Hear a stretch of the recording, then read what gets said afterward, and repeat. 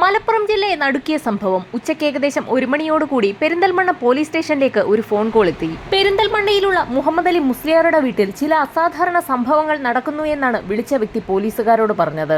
സംഭവം നടന്നിരിക്കുന്ന വീട്ടിലേക്ക് നാട്ടുകാരും കയറാതെ സൂക്ഷിക്കണമെന്ന് പറഞ്ഞതിന് ശേഷമായിരുന്നു പോലീസ് സംഘം കോൾ കട്ട് ചെയ്ത് സംഭവ സ്ഥലത്തേക്ക് എത്തിയത്. പോലീസ് സംഘം മുഹമ്മദ് അലിയുടെ വീട്ടിലെത്തിയപ്പോഴേക്കും വീടിന് ചുറ്റിനും വലിയൊരു വടം നാട്ടുകാർ ചേർന്ന് വലിച്ചു കെട്ടിയിരിക്കുന്ന കാഴ്ചയാണ് കണ്ടത്. ആ വീടിന്റെ അടുത്തേക്ക് നടന്നു ചെന്ന പോലീസുകാർ കാണുന്നത് ആ വീടിന്റെ പ്രധാന വാതിൽ അകത്തുനിന്നും അടച്ചു കുറ്റിയിട്ടിരിക്കുന്ന കാഴ്ചയാണ്. നാട്ടുകാർ പറഞ്ഞതനുസരിച്ച് മുസ്ലിയാരുടെ വീടിന്റെ പിൻഭാഗത്തെത്തിയ പോലീസ് സംഘം അവിടെ ഒരു ഗ്രില്ലിൽ ഒരു കാഴ്ച കണ്ടു. രക്തം ഗ്രില്ലിലൂടെ ഒലിച്ചിറങ്ങുകയാണ്. അടുക്കള ഭാഗത്ത് കൂടി വീടിന്റെ അകത്തേക്ക് കയറിയ പോലീസ് സംഘം വീടിനുള്ളിലെ സ്വീകരണ മുറിയിൽ നടക്കുന്ന ഒരു കാഴ്ചയാണ് കണ്ടത്. മുറിക്കുള്ളിൽ അസ്വാഭാവികമായ നിലയിൽ ഒരു സ്ത്രീ കഴുത്തറ്റ നിലയിൽ രക്തത്തിൽ കുളിച്ച് കമിഴ്ന്നു കിടക്കുന്നു. ആ മുറിയിൽ പിടിവലി നടന്നതിന്റെ യാതൊരു ലക്ഷണങ്ങളുമില്ല. അലമാരകളോ മേശവലിപ്പുകളോ ഒന്നും തന്നെ തുറന്നിട്ടുമില്ല.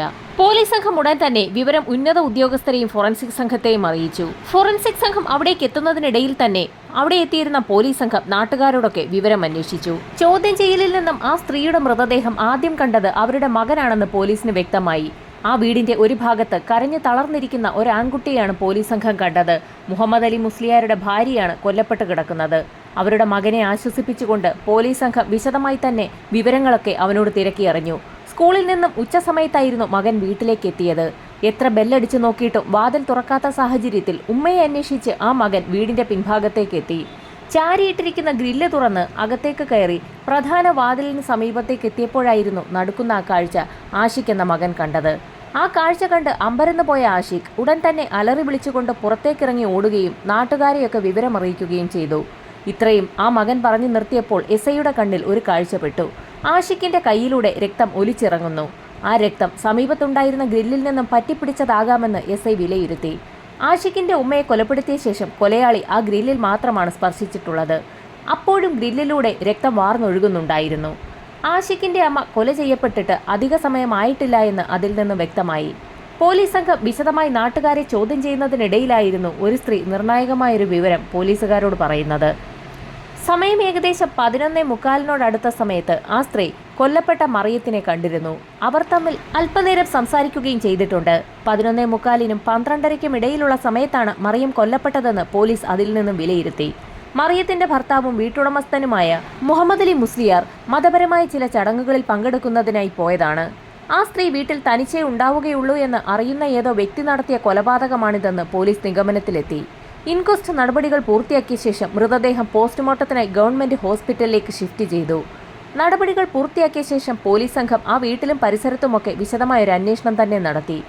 ആ വീടിനുള്ളിലെ അലമാരകളോ മേശവലിപ്പുകളോ ഒന്നും തന്നെ തുറന്നിടാത്ത സാഹചര്യത്തിൽ എന്തായിരിക്കാം കൊലപാതകയുടെ മോട്ടീവെന്ന് പോലീസിന് സംശയം തോന്നി.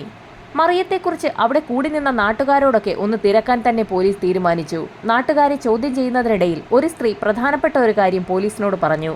മറിയം എപ്പോഴും കഴുത്തിൽ ഒരു ഭംഗിയുള്ള നെക്ലേസ് ധരിക്കാറുണ്ട്. നെക്ലേസിനെ കുറിച്ച് ആ സ്ത്രീ വിശദമായി പറഞ്ഞുകൊണ്ടിരിക്കുന്നതിനിടയിൽ തന്നെ എസ്ഐ മറിയത്തിന്റെ മൃതദേഹം അവിടെ നിന്ന് ഷിഫ്റ്റ് ചെയ്യുന്നതിന് തൊട്ടു മുൻപെടുത്ത ഫോട്ടോസൊക്കെ വിശദമായി തന്നെ ഒന്ന് നോക്കി. ആ ഫോട്ടോയിലൊന്നും തന്നെ അങ്ങനെ ഒരു നെക്ലേസ് കാണാനുണ്ടായിരുന്നില്ല. മറിയത്തിന്റെ മകൻ ആഷിഖിനെ ചോദ്യം ചെയ്ത സമയത്തും തന്റെ അമ്മ അങ്ങനെ ഒരു നെക്ലേസ് ധരിക്കാറുണ്ടെന്നും അവരത് കഴുത്തിൽ നിന്ന് ഊരാറെ ഉണ്ടായിരുന്നില്ല എന്നും അവൻ പോലീസിന് മൊഴി നൽകി. ഒരുപക്ഷെ ആ നെക്ലേസ് കൈക്കലാക്കുന്നതിന് വേണ്ടിയാകാം കൊലയാളി അങ്ങനെ ഒരു കൃത്യം നടത്തിയതെന്ന് പോലീസ് കരുതി. പോലീസ് അന്വേഷണം പുരോഗമിക്കുന്ന സാഹചര്യത്തിൽ മെഡിക്കൽ കോളേജിൽ പോസ്റ്റ്മോർട്ടം നടപടികൾ പൂർത്തിയാക്കി മൃതദേഹം ബന്ധുക്കൾക്ക് വിട്ടു നൽകി. ഈ സമയത്തായിരുന്നു തന്റെ പ്രിയപ്പെട്ട ഭാര്യയുടെ മരണവാർത്ത അറിഞ്ഞുകൊണ്ട് മുസ്ലിയാർ നാട്ടിലേക്ക് തിരിച്ചെത്തിയത്. ദുഃഖം സഹിക്കവയ്യാതെ മുസ്ലിയാർ ഉറക്കെ നിലവിളിച്ച് കരഞ്ഞു തുടങ്ങി. അദ്ദേഹത്തിന്റെ കരച്ചിൽ കണ്ട് സഹിക്കവയ്യാതെ നാട്ടുകാരും വിതുമ്പി. ഈ സമയത്തായിരുന്നു സ്റ്റേഷനിൽ നിന്നും എസ്ഐക്ക് ഒരു ഫോൺ കോൾ എത്തിയത്. മറിയത്തിന്റെ പോസ്റ്റ്മോർട്ടം റിപ്പോർട്ട് സ്റ്റേഷനിലെത്തി എന്നുള്ള വിവരം അറിഞ്ഞ ഉടൻ തന്നെ എസ്ഐ സംഘവും പോലീസ് സ്റ്റേഷനിലേക്ക് പുറപ്പെട്ടു. ആ റിപ്പോർട്ട് വിശദമായി വായിച്ചു നോക്കിയ സമയത്തായിരുന്നു പ്രധാനപ്പെട്ട ഒരു കാര്യം പോലീസിന്റെ ശ്രദ്ധയിൽപ്പെടുന്നത്. മറിയം കൊല്ലപ്പെടുന്ന സമയത്ത് അവർക്ക് ബോധമുണ്ടായിരുന്നില്ല എന്നുള്ള കാര്യം അതിൽ വ്യക്തമാക്കിയിട്ടുണ്ട്. മറിയത്തിന്റെ കഴുത്തിൽ അതിശക്തമായ അടിയേറ്റിട്ടുണ്ട്. ഫോറൻസിക് സംഘം പരിശോധന നടത്തുന്നതിനിടയിൽ അങ്ങനെയൊരു കാര്യം ശ്രദ്ധയിൽപ്പെട്ടിരുന്നില്ല. എന്നാൽ പോസ്റ്റ്മോർട്ടം റിപ്പോർട്ടിൽ അത് വ്യക്തമായി തന്നെ രേഖപ്പെടുത്തിയിരിക്കുകയാണ്. ശക്തമായ അടിയേറ്റ് ബോധരഹിതയായ മറിയത്തിന്റെ കഴുത്താണ് പിന്നീട് അറുക്കപ്പെട്ടത്. ഇതോടൊപ്പം തന്നെ മറ്റൊരു നിർണായക വിവരം കൂടി പോലീസിന് ലഭിച്ചു. മുസ്ലിയാരുടെ വീട്ടിലെ ഗ്രില്ലിൽ പറ്റിപ്പിടിച്ചൊഴുകിയിരിക്കുന്ന രക്തസാമ്പിളുകളിലെ DNA-യും കൊല്ലപ്പെട്ട മറിയത്തിന്റെ DNA-യും മാച്ച് ചെയ്യുന്നില്ല. കൊലപാതക ശ്രമത്തിനിടയിൽ കൊലയാളിയുടെ കയ്യിൽ മുറിവ് പറ്റിയിട്ടുണ്ടെന്ന് പോലീസിന് ഉറപ്പായി. ഗ്രില്ലിൽ കുറ്റിയിടുന്ന ഭാഗത്താണ് രക്തക്കറ കണ്ടിട്ടുള്ളത്. അതുകൊണ്ട് തന്നെ കൊലപാതക ശ്രമത്തിനിടയിൽ കൊലയാളിയുടെ കയ്യിലാണ് മുറിവ് പറ്റിയിട്ടുള്ളതെന്ന് പോലീസ് വിലയിരുത്തി. മറിയത്തിന്റെ മൃതദേഹത്തിനടുത്തു നിന്നും രക്തക്കറ പുരണ്ട ഒരു കത്തിയാണ് പോലീസിന് ലഭിച്ചത്. കൊലപാതക ശ്രമത്തിനിടയിൽ കൊലയാളിയുടെ കയ്യിൽ മുറിവ് പറ്റിയതാകാമെന്ന് ആദ്യഘട്ടത്തിൽ പോലീസ് കരുതിയെങ്കിൽ പോലും മറിയത്തിന്റെ കൊലപാതകം നടക്കുന്നതിന് മുൻപ് തന്നെ അവർക്ക് ബോധമില്ലായിരുന്നു എന്നുള്ള പോസ്റ്റ്മോർട്ടം റിപ്പോർട്ട് പോലീസിനെ ആകെ കുഴപ്പിച്ചു. കൊലപാതകം നടക്കുന്നതിന് മുൻപ് തന്നെ ശക്തമായ അടിയേറ്റ് മറിയം ബോധം കെട്ട് വീണിട്ടുണ്ട്. അതുകൊണ്ടാണ് അവിടെ പിടിവലി നടന്നതിന്റെ യാതൊരു ലക്ഷണങ്ങളും കണ്ടെത്താൻ പോലീസിന് കഴിയാഞ്ഞത്. പിടിവലികളൊന്നും നടക്കാത്ത സാഹചര്യത്തിൽ കൊലയാളിയുടെ കയ്യിൽ എങ്ങനെയാകാം മുറിവ് പറ്റിയതെന്നുള്ളതായിരുന്നു പോലീസിന്റെ സംശയം. എന്തായാലും കൊല നടത്തിയ വ്യക്തിക്ക് മുറിവ് പറ്റിയിട്ടുണ്ടെന്നും ആ മുറിവ് കയ്യിലാണെന്നുമുള്ള ഒരു വിലയിരുത്തലാണ് പോലീസ് നടത്തിയത്. ഈ സമയത്തായിരുന്നു ഫോറൻസിക് സംഘത്തിന്റെ ഭാഗത്തു നിന്നും നിർണായകമായൊരു റിപ്പോർട്ട് കൂടി പോലീസിന് ലഭിച്ചത്. കൊല്ലപ്പെട്ട മറിയത്തിന്റെ വസ്ത്രത്തിൽ നിന്നും 5 മുടിയിഴകൾ ലഭിച്ചിട്ടുണ്ട്. വിശദമായ പരിശോധനയിൽ അതിൽ 3 മുടിയിഴകൾ മറിയത്തിന്റേതാണെന്നും ബാക്കി 2 മുടിയിഴകൾ മറ്റാരുടേതോ ആണെന്നും തെളിഞ്ഞു. പോലീസ് സംഘം ഫിംഗർ പ്രിന്റ് ബ്യൂറോയിൽ ശേഖരിച്ചിട്ടുള്ള ഫിംഗർ പ്രിന്റുകളുമായി കത്തിയിൽ നിന്ന് ലഭിച്ച ഫിംഗർ പ്രിന്റുകളെ ഒന്ന് മാച്ച് ചെയ്യിച്ചു നോക്കി. അറിയപ്പെടുന്ന എല്ലാ കുറ്റവാളികളുടെയും ഫിംഗർ പ്രിന്റുകൾ പോലീസ് സംഘത്തിന്റെ കൈവശമുണ്ട്. അത് മാച്ച് ചെയ്യിക്കുന്നതിനുള്ള നടപടികളിലേക്കാണ് പോലീസ് കടന്നത്. എന്നാൽ ഫിംഗർ പ്രിന്റുകൾ ഒന്നും തന്നെ മാച്ച് ചെയ്യുന്നുണ്ടായിരുന്നില്ല. അതിൽ നിന്നും ഒരു സ്ഥിരം കുറ്റവാളിയല്ല മറിയത്തെ കൊലപ്പെടുത്തിയിരിക്കുന്നതെന്ന് തെളിഞ്ഞു. അതുവരെ കണ്ടെത്തിയ എല്ലാ വിവരങ്ങളും ഒന്നുകൂടി പോലീസ് സംഘം വിശദമായി വായിച്ചു നോക്കി. ഭർത്താവും മകനുമൊന്നും ആ സമയത്ത് വീട്ടിലുണ്ടായിരിക്കുകയില്ല എന്നും ആ സ്ത്രീ സ്ഥിരമായി ഒരു മാല ധരിക്കാറുണ്ടെന്നുമൊക്കെ അറിവുള്ള മറിയത്തെ നന്നായി അറിയുന്ന ഏതോ വ്യക്തിയാണ് കൊലപാതകത്തിന് പിന്നിലെന്ന് SI റെജി ജേക്കബിന് വ്യക്തമായതോടുകൂടി ആ സ്ത്രീയുടെ ശവസംസ്കാര ചടങ്ങിൽ പങ്കെടുക്കാനും ഒരുപക്ഷെ കൊലയാളി എത്തിയേക്കാമെന്നുള്ള ഒരു നിഗമനത്തിലാണ് എത്തിയത്. സംഭവസ്ഥലത്തെ സ്ഥിതിഗതികൾ വിലയിരുത്താൻ ചില കുറ്റവാളികൾ അങ്ങനെ ഒരു കാര്യം ചെയ്യാറുണ്ട്. അതുകൊണ്ട് തന്നെ SIയുടെ നേതൃത്വത്തിൽ അന്വേഷണവുമായി ബന്ധപ്പെട്ട് ഇതുവരെ രംഗത്തിറങ്ങാത്ത പോലീസ് സംഘത്തിൽപ്പെടുന്ന ചില ആളുകളെ മറിയത്തിന്റെ ശവസംസ്കാര ചടങ്ങുകളിൽ പങ്കെടുക്കാനും ആളുകളെ നിരീക്ഷിക്കാനും നിർദ്ദേശം നൽകി മുസ്ലിയാരുടെ വീട്ടിലേക്ക് അയച്ചു. SIയുടെ നിർദ്ദേശപ്രകാരം പത്രപ്രവർത്തകരുടെ വേഷത്തിലാണ് 12ഓളം വരുന്ന പോലീസ് സംഘം സംഭവസ്ഥലത്തെത്തിയത്. അവർക്കൊരു പ്രത്യേക നിർദ്ദേശമാണ് SI നൽകിയത്. അവിടെ കൂടി നിൽക്കുന്ന ആളുകളെയൊക്കെ പത്രപ്രവർത്തകരെന്ന രീതിയിൽ പരിചയപ്പെടുകയും വിവരങ്ങൾ ചോദിച്ച് മനസ്സിലാക്കുകയും ചെയ്യണം. വിവരശേഖരണം നടത്തിയതിനു ശേഷം നന്ദി സൂചകമായി അവർക്കൊക്കെ ഷെയ്ക്ക് ഹാൻഡ് നൽകണം. അങ്ങനെ ഷെയ്ക്ക് ഹാൻഡ് നൽകുന്ന കൂട്ടത്തിൽ കയ്യിൽ മുറിവ് പറ്റിയ വ്യക്തിയെ അതിവേഗം തിരിച്ചറിയാനാകും. മുറിവ് പറ്റിയ ഒരു വ്യക്തി അക്കൂട്ടത്തിലുണ്ടെങ്കിൽ ഷെയ്ക്ക് ഹാൻഡ് നൽകുന്നതിനിടയിൽ അയാൾ വേഗം കൈ പിൻവലിക്കാൻ സാധ്യതയുണ്ട്. അങ്ങനെ അയാളെ അതിവേഗം കണ്ടെത്താൻ കഴിയുമെന്നായിരുന്നു SIയുടെ നിർദ്ദേശം. അറിയപ്പെടുന്ന ഒരു കുടുംബത്തിലെ സ്ത്രീയാണ് കൊല്ലപ്പെട്ടിരിക്കുന്നത്. അതുകൊണ്ട് തന്നെ യഥാർത്ഥ പത്രക്കാരും പോലീസ് സംഘവുമൊക്കെ സംഭവസ്ഥലത്തുണ്ടായിരുന്നു. അവർക്കിടയിലേക്ക് പത്രക്കാരുടെ ID കാർഡ് ധരിച്ച് SI റെജി ജേക്കബിന്റെ നേതൃത്വത്തിലുള്ള പോലീസുകാർ വേഷം മാറി സംഭവസ്ഥലത്തേക്കെത്തി.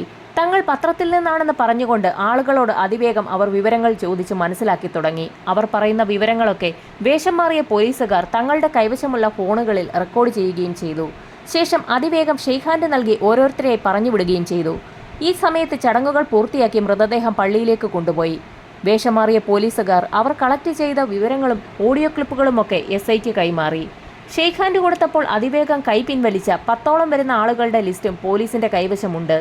തൊട്ടടുത്ത ദിവസം തന്നെ ആ ആളുകളെയെല്ലാം പോലീസ് സ്റ്റേഷനിലേക്ക് വിളിച്ചു വരുത്തുകയും റെക്കോർഡ് ചെയ്ത കാര്യങ്ങളൊക്കെ അവരെ തന്നെ കേൾപ്പിച്ചു കൊടുക്കുകയും ചെയ്തു.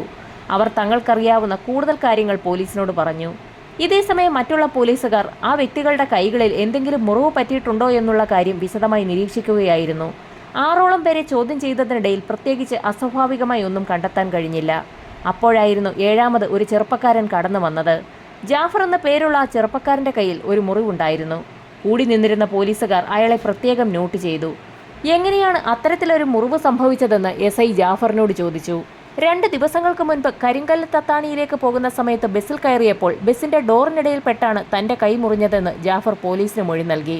ഇത്തരത്തിൽ വലിയൊരു മുറിവുണ്ടായിട്ടും എന്താണ് അത് കൃത്യമായി വെച്ചുകെട്ടാത്തതെന്ന് പോലീസ് ചോദിച്ചപ്പോൾ താനതത്ര കാര്യമാക്കിയില്ലെന്നായിരുന്നു ജാഫറിന്റെ മറുപടി. ഡോറിനിടയിൽ പെട്ടതുകൊണ്ട് തന്നെ മുറിവ് സെപ്റ്റിക് ആകാൻ സാധ്യതയുണ്ടെന്ന് SI പറഞ്ഞ സാഹചര്യത്തിൽ താൻ സ്റ്റേഷനിൽ നിന്ന് ഇറങ്ങുന്ന സമയത്ത് ഹോസ്പിറ്റലിലെത്തി മുറിവ് വെച്ച് കെട്ടിക്കൊള്ളാമെന്ന് അയാൾ പോലീസിനോട് പറഞ്ഞു.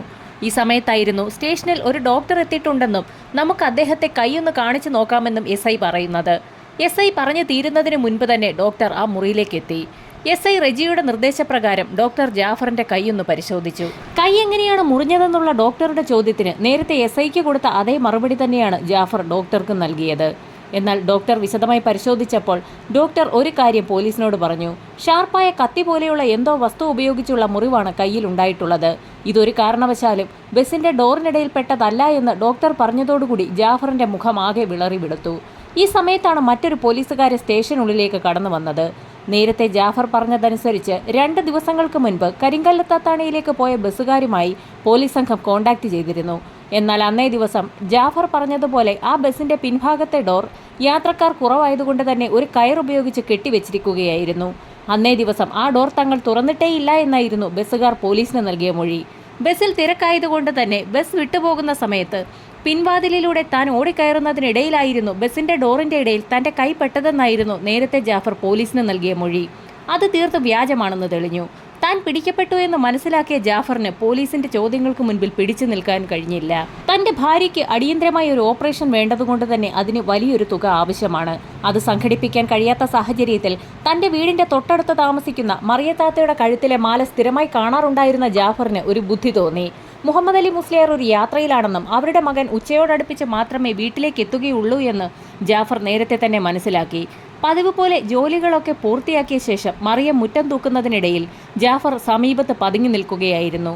മുറ്റം തൂത്ത് വൃത്തിയാക്കിയ ശേഷം മറിയം വീടിനുള്ളിലേക്ക് കടന്ന സമയത്ത് ഗ്രില്ലിന്റെ സമീപത്തെത്തിയ ജാഫർ അവരുടെ കഴുത്തിലുണ്ടായിരുന്ന നെക്ലേസ് വലിച്ചു പൊട്ടിക്കാൻ ശ്രമിച്ചു. ഒരു വലി വലിച്ചപ്പോൾ തന്നെ നെക്ലേസ് പൊട്ടി ജാഫറിന്റെ കയ്യിലെത്തി. എന്നാൽ മറിയം ജാഫറിനെ കാണുകയും ചെയ്തു. ജാഫർ എന്ന് അവരുറക്കെ വിളിച്ചതോടുകൂടി ജാഫർ മറിയത്തിന്റെ തല പിടിച്ച് ചുവരിലേക്ക് ആഞ്ഞിടിച്ചു. തലയാണ് ചുവരിലേക്ക് ഇടിക്കാൻ ശ്രമിച്ചതെങ്കിലും അവരുടെ കഴുത്തായിരുന്നു ചുവരിൽ അതിശക്തമായി പോയി ഇടിച്ചത്. അതോടുകൂടി മറിയം ബോധം കെട്ട് തറയിൽ വീണു. ബോധം കെട്ട് വീണ മറിയത്തെ അവിടെ നിന്ന് ജാഫർ എടുത്തുകൊണ്ടുപോയി പ്രധാന ഹാളിൽ കിടത്തുകയും ശേഷം അവിടെ നിന്ന് മുങ്ങാൻ തീരുമാനിക്കുകയും ചെയ്തു. ഗ്രില്ല് വരെ അയാൾ എത്തിയതുമാണ്. ആ സമയത്താണ് നേരത്തെ തന്നെ ജാഫർ എന്ന് ആ സ്ത്രീ വിളിച്ച കാര്യം അയാൾ ഓർത്തത്. തന്നെ മനസ്സിലാക്കിയ സ്ഥിതിക്ക് ബോധം വരുന്ന സമയത്ത് മറിയം അക്കാര്യങ്ങൾ തന്റെ ഭർത്താവിനോട് പോലീസിലും പറയാൻ സാധ്യതയുണ്ടെന്ന് മനസ്സിലാക്കിയ ജാഫർ അങ്ങനെ അവരെ കൊല്ലാൻ തീരുമാനിച്ചു. പെട്ടെന്നാണ് അവിടെ വെച്ചിരിക്കുന്ന ഒരു കത്തി ജാഫറിന്റെ ശ്രദ്ധയിൽപ്പെട്ടത്. ആ കത്തിയുമായി ജാഫർ അതിവേഗം തന്നെ മറിയത്തിന്റെ അടുത്തേക്ക് എത്തുകയും അവരുടെ കഴുത്ത് 2ആയി വെട്ടിമുറിക്കുകയും ചെയ്തു. കത്തി വലിച്ചൂരുന്നതിനിടയിൽ അബദ്ധത്തിലായിരുന്നു ജാഫറിന്റെ കൈ കത്തി കൊണ്ട് മുറിഞ്ഞത്. കയ്യിൽ നിന്ന് രക്തം പുറത്തേക്ക് വന്നതോടുകൂടി ഭയന്നു പോയ ജാഫർ കത്തി അവിടെ തന്നെ വലിച്ചെറിഞ്ഞ ശേഷം ഗ്രില്ല് വലിച്ചു തുറന്ന് പുറത്തേക്കൂടി രക്ഷപ്പെടുകയായിരുന്നു. കൈയും കാലുമൊക്കെ കഴുകി വൃത്തിയാക്കിയ ശേഷം അയാൾ വീടിനുള്ളിൽ തന്നെ പതുങ്ങിയിരിക്കുകയായിരുന്നു. ഈ സമയത്തായിരുന്നു മറിയത്തിന്റെ മകൻ സ്കൂൾ വിട്ട് വീട്ടിലേക്ക് വരുന്നതും തന്റെ അമ്മ മരണപ്പെട്ട് കിടക്കുന്നത് കാണുന്നതും. മകന്റെ നിലവിളി ശബ്ദം കേട്ടുകൊണ്ട് ഓടിക്കൂടിയ നാട്ടുകാരുടെ കൂട്ടത്തിൽ ജാഫറും ഉണ്ടായിരുന്നു. തുടർന്നുണ്ടായിരുന്ന എല്ലാ സംഭവങ്ങളിലും ജാഫർ അവിടെ ഒരു അയൽവാസിയെപ്പോലെ തന്നെ ഒന്നും അറിയാത്ത ഭാവത്തിൽ തുടരുകയായിരുന്നു. മറിയത്തിന്റെ മകനെ ആശ്വസിപ്പിക്കാനും മറിയത്തെ രക്ഷപ്പെടുത്തുന്നതിനുള്ള പ്രവർത്തനങ്ങളിലുമൊക്കെ ഏർപ്പെടുന്നവരുടെ കൂട്ടത്തിലും ജാഫറും ഉണ്ടായിരുന്നതുകൊണ്ട് തന്നെ പോലീസ് അയാളെ ആദ്യഘട്ടത്തിൽ സംശയിച്ചതുമില്ല. മറിയത്തെ കൊലപ്പെടുത്തിയ ശേഷം ആ മാല എന്തു ചെയ്തു എന്നുള്ളതായിരുന്നു പോലീസിന്റെ അടുത്ത ചോദ്യം. ആ മാല താൻ ഒന്നും ചെയ്തിട്ടില്ല എന്നും അത് വീട്ടിൽ തന്നെ ഉണ്ടെന്നും ജാഫർ പോലീസിനോട് പറഞ്ഞു. യഥാർത്ഥത്തിൽ മറിയത്തെ കൊല്ലണമെന്നുള്ള ഉദ്ദേശം ജാഫറിനുണ്ടായിരുന്നില്ല. അതുകൊണ്ട് തന്നെ അബദ്ധവശാൽ അവർ കൊല്ലപ്പെട്ട സാഹചര്യത്തിൽ അവരുടെ മാലയിൽ ഒന്ന് തൊടാൻ പോലും അയാൾക്ക് ധൈര്യം വന്നില്ല. ജാഫറിന്റെ അറസ്റ്റ് രേഖപ്പെടുത്തിയ പോലീസ് സംഘം അന്വേഷണം പൂർത്തിയാക്കി കുറ്റപത്രം മഞ്ചേരി സെഷൻസ് കോടതിയിൽ സമർപ്പിച്ചു. മറിയത്തെ കൊല്ലണമെന്നുള്ള ഉദ്ദേശം ജാഫറിനുണ്ടായിരുന്നില്ല എന്ന് ഡിഫൻസും പ്രോസിക്യൂഷനും ഒരുപോലെ തന്നെ കോടതിയെ അറിയിച്ചു. കേസ് അപൂർവങ്ങളിൽ അപൂർവമല്ല എന്ന് ചൂണ്ടിക്കാട്ടിക്കൊണ്ട് കോടതി ജാഫറിന് വധശിക്ഷ നൽകാതെ ജീവപര്യന്തം കഠിന തടവ് വിധിച്ചിരിക്കുകയാണിപ്പോൾ. പോലീസിന്റെ അന്വേഷണ മികവ് കോടതിയിൽ തെളിയിക്കപ്പെട്ടു. ബുദ്ധിപരമായ നീക്കത്തിലൂടെ അതിവേഗം പ്രതിയെ പിടികൂടിയ കേരള പോലീസ് കോടതിയുടെ പ്രത്യേക പ്രശംസയും നേടി.